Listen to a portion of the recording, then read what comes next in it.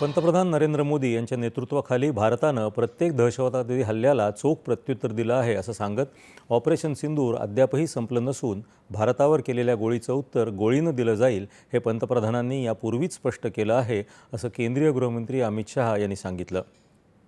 ते आज मदुराई इथं बोलत होते। शहा तामिळनाडूच्या दौऱ्यावर असून 2026 सालच्या तामिळनाडू विधानसभा निवडणुकीच्या पार्श्वभूमीवर मदुराई इथं आयोजित पक्षाच्या राज्य, जिल्हा आणि मंडळस्तरीय अधिकाऱ्यांच्या मेळाव्याला त्यांनी संबोधित केलं। मोदींच्या नेतृत्वाखाली भारत संरक्षण क्षेत्रात आत्मनिर्भर होत आहे। पहलगाम हल्ल्यानंतर पाकिस्तानला दिलेल्या सडेतोड उत्तरानंतर भारतानं निर्माण केलेल्या संरक्षण उपकरणांची जागतिक पातळीवर चर्चा सुरू असल्याचं त्यांनी म्हटलं आहे।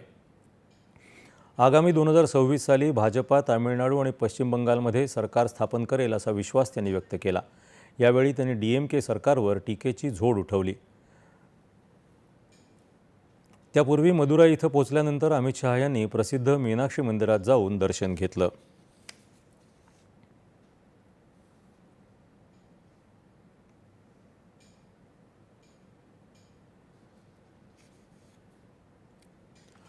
मणिपूरमध्ये